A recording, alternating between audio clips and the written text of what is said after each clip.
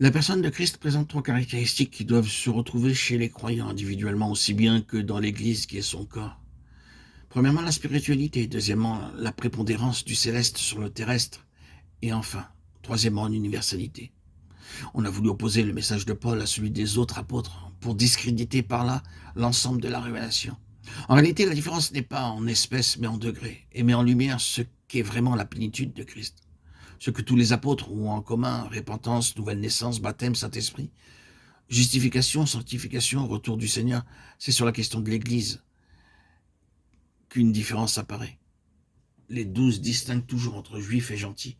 Ils prêchent aux uns comme aux autres, mais maintiennent toujours la distinction entre chrétiens d'entre des juifs et chrétiens d'entre les gentils. Pour Paul, la croix représente la disparition définitive des uns et des autres. Il y a un seul homme nouveau, et il ne peut plus être question ni de juif ni de grec. Son message spécifique comporte donc une révélation nouvelle de la nature céleste et du caractère universel de cette Église qui est son corps. Pour qu'il y ait une réalisation de cette chose céleste, il faut que soit brisé le système terrestre, le judaïsme, qui n'était que provisoire. L'incident de Galates 2, 11, 14 est très significatif. Jacques jouissait à Jérusalem dans le sens judaïsant d'une autorité considérable. En quittant la métropole, Pierre échappe à cette influence et il se surprend au contact de l'église d'Antioche à embrasser cette liberté glorieuse qui fait partie de la plénitude de Christ. Mais qu'arrive-t-il? Une visite de Jérusalem lui fait réaliser qu'il est sorti des normes admises par l'église mère. Surpris entre l'universalité de Paul et le judaïsme de Jacques, le pauvre Pierre chavire dans la hésitation et se détourne par crainte des hommes de la pleine révélation dans laquelle il était entré. Si l'on veut aller tout outre avec Dieu, il faut s'affranchir des hommes, même si ce sont des piliers dans l'Église. Galates 2, 5, 6. Et se dire résolument, je refuse de perdre quoi que ce soit de la plénitude de Christ sous prétexte des soi-disant égards que je dois à mes frères.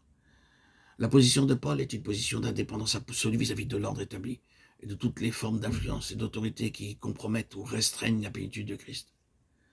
Il se sépare volontairement de tout ce qui jouit de la considération des hommes. Du reste, après avoir fait allusion à Galates 2, 2, 6, il précise bien « Dieu ne fait point exception de personne ». Ce qui veut clairement dire, parce que cela jouisse d'une certaine considération de la part des hommes, il ne s'ensuit pas qu'ils possèdent au même titre la considération de Dieu. Il en est de même aujourd'hui en ce qui concerne le christianisme traditionnel et organisé. C'est l'ordre établi, et on peut en dire beaucoup de bien, mais quand on aura rappelé que c'est Dieu qui l'a suscité, quand on aura dit tout le bien qu'il y a à en dire, la question restera posée. Est-ce bien là le dernier mot de ce que Dieu a à dire?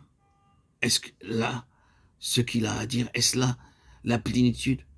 Les systèmes terrestres ne sont pas sans exercer une certaine tyrannie. Ils peuvent être un obstacle à la plénitude de Dieu. Et Paul rencontrait cela chez les autres apôtres. Quand il voulait mettre en lumière la vraie nature de l'Église qui est son corps, il se heurtait à l'incompréhension des cercles apostoliques. Sans diminuer la valeur des autres apôtres, nous reconnaissons qu'ils ont posé les fondations, Apocalypse 21, 14.